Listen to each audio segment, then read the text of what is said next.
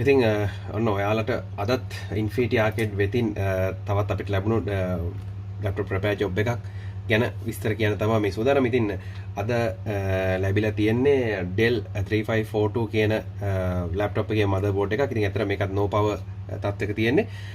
මේ බෝඩ් එක ගැන කතා කරනවා නම් බෝඩ් එකේ මොඩල් නේම් එක මෙතන ඔයාලට මම හිතන්නේ පැහැදිලිව පේනවා ඇති.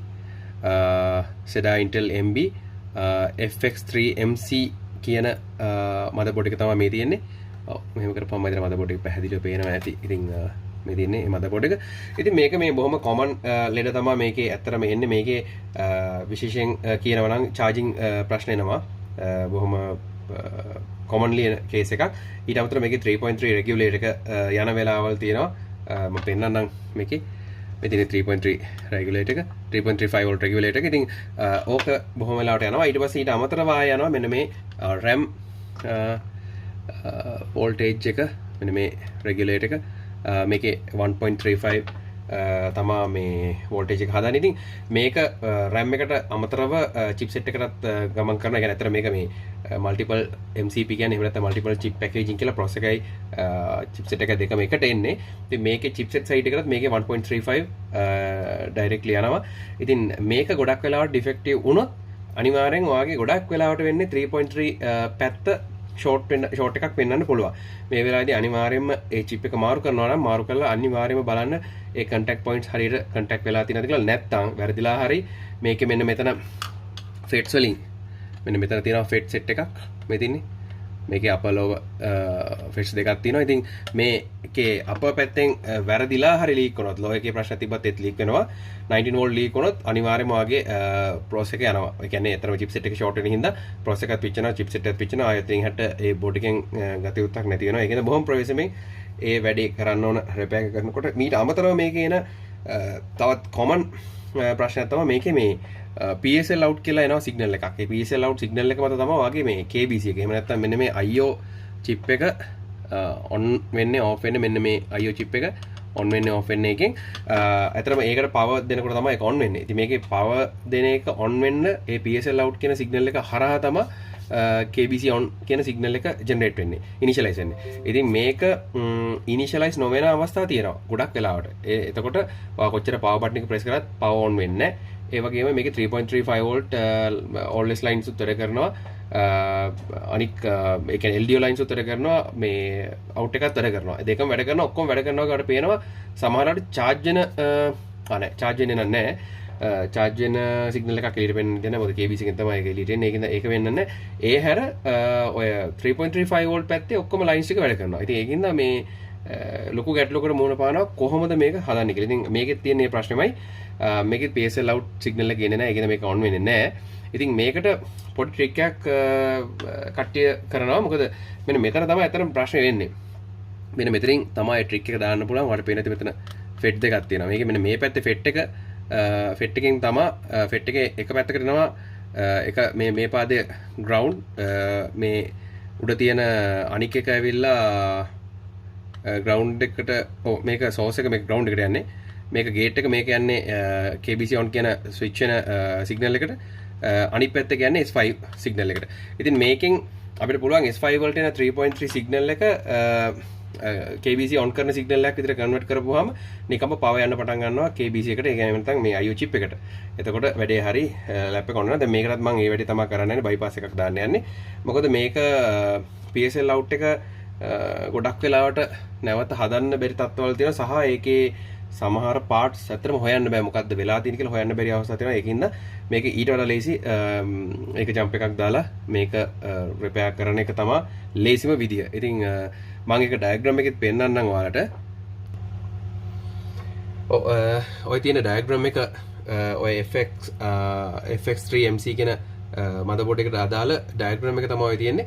ඉතින් මේ තියෙන අර මම කිව්ව අපි jump එක දාන point එක මෙතන PSL out signal එක. ඉතින් මේකෙන් තමයි අතරම KBC මේක KBC එකට යන power එක on වෙලා මෙතනින් මේ එන පවර් එක මෙතනින් KBC එකට යන්නේ. ඉතින් මෙන්න මේක යන්නේ නැති හින්දා තමයි මෙතන කෙලින්ම කනෙක්ට් කරන්න පුළුවන්. නමුත් මේක කනෙක්ට් කරා කියලා වැඩක් නැහැ. මොකද එතකොට වෙන්නේ අපි පවර් දෙන හැම අවස්ථාවකදීම KBC කවුන්ට් වෙන හේතුවක් නැතුව. ඒකෙන් KBC කවුන්ට් වුණාම එතනින් දෙන සිග්නල් සමහර ඒවා ගිහිල්ලා චිප්සෙට් එකට යන පවර්සුත් ඕන වෙනවා. ඒ වගේ නිකන් එතන කන්ෆ්ලික්ට් එකක් එනවා. ඇත්තටම මේ මොකද පවර් ඔන් සීක්වෙන්ස් එකේ කන්ෆ්ලික්ට් එකක් එනවා. ඒකින්ද එතන අපි සාමාන්‍යයෙන් ඒක දෙන්නේ නැහැ. ඒ වෙනුවට කරන්නේ මෙන්න මෙතන මේ දෙක මෙන්න මෙතන මේ මේකයි ජොයින්ට් එකක් දානවා. මේ දෙක ජොයින් කරපුවාම මෙතනින් එන 3.3 සිග්නල් එක ගියපු ගමන් මෙහෙන් සිග්නල් එක ආවත් එක නැතත් එකයි මෙතනින් පවර් යනවා. ඒකින්ද ඔයාලට බය වෙන්න දෙයක් නැහැ. ඒක නිසියාකාරව සිද්ධ වෙනවා. හරි ෆ්‍රීකවන්සි එකටම සීක්වෙන්ස් එකටම ඒක ඔන් වෙනවා. ඒ කියන්නේ කිසි ගැටලුවක් නැහැ. ඔන්න ඔය වැඩේ තමයි අද මේ ලැප් එකෙත් මම කරන්න යන්නේ. මේ තියෙන්නේ මම මෙච්චරලා මේ සඳහන් කරපු ස්ථානය. ඒ කියන්නේ Q ඔයාලා දකින්න ඇති Q24.03 කියලා කියන්නේ ඒ අදාළ ෆෙට් එක. ඉතින් මෙතින් මෙන්න මේක ලොකු වැඩි නේද? ඔන්න මම මේක පෙන්නන්න. රයිට්. මේ තියෙන්නේ අදාළ ෆෙට් එක. ඉතින් මේ තමයි ග්‍රවුන්ඩ් එක. මෙන්න මේ පැත්තෙන් තමයි KBC on signal එක යන්න තියෙන්නේ. මෙන්න මෙතනින් තමයි S5 signal එක එන්නේ. ඉතින් අපි කරන්නේ ඇත්තට මෙන්න මේකයි link කරනවා. link කරලා පස්සේ S5 signal එක එනකොටම initialize වෙනකොටම EC එකට EC on ඒ කියන්නේ KBC on signal එක on වෙනවා. on ගාවම මේකේ lap එක on වෙන එක තමයි මේකේ වෙන්නේ. ඉතින් අපි මම මේක කරලා පෙන්නන්නම් ඔයාලට. මේක හරි ලේසි. හැබැයි මේක කරන්න කලින් PSL out signal එක එන්නේ නැත්තේ ඇයි කියන එක ඉතාලම හොඳින් අධ්‍යයනය කරන්න වෙන ප්‍රශ්න තියෙනවද කියලා. ඒ කියන්නේ signal එක initialize වෙන්නේ නැති එක විතරයිම නම් ගැටලුව.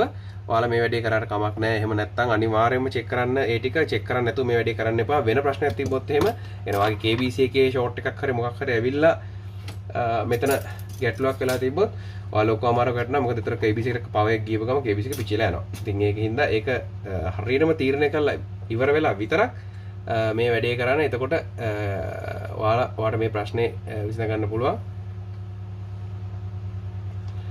රයිට්. මම දැන් ජම්ප් එක දාන්න යන්නේ. ඉතින්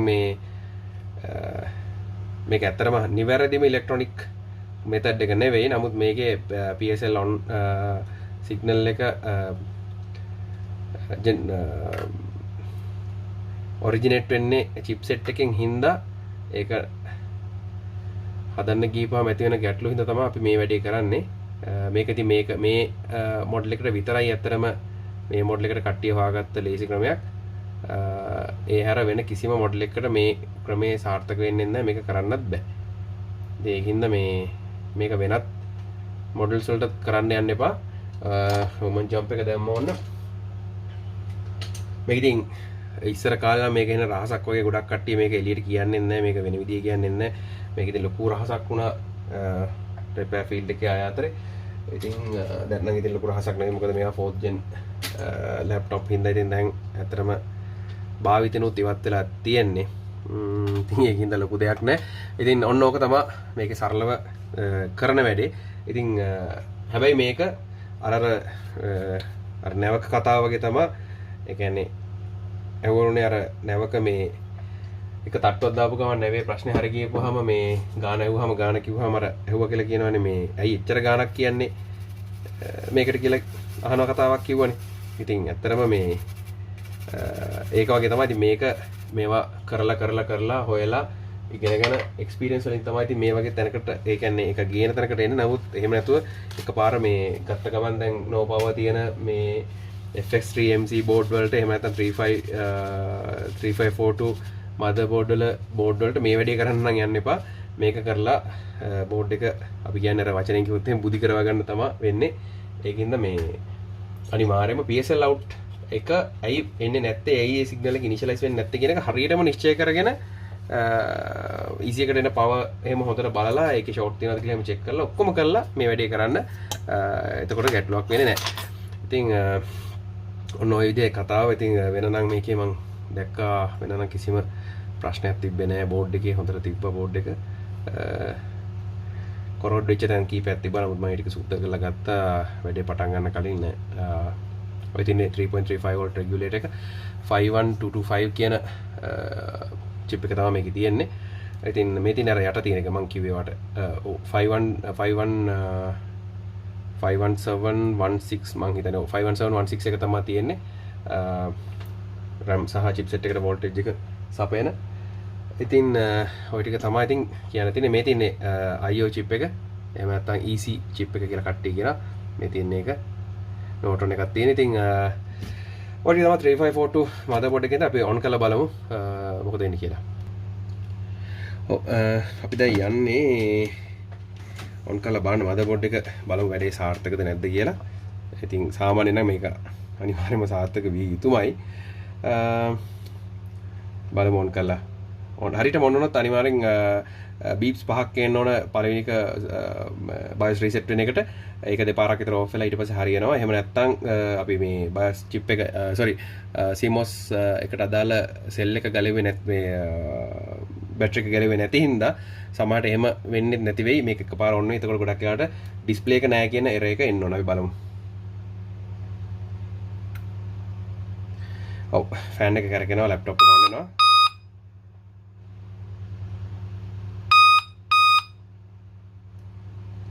ඔව් right මං හිතන්නේ motherboard එක නම් වැඩ කරනවා. දෙකක් එනවා කියලා කියන්නේ RAM එක නැති හින්දා ඔන්න මට අමතක වුණා RAM එක ගන්න. අපි RAM එක ගහලා බලමු මොකද වෙන්නේ කියලා. right okay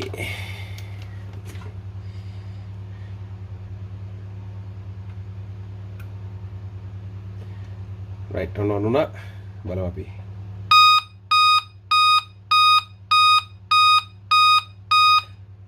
right beeps attack එනවා.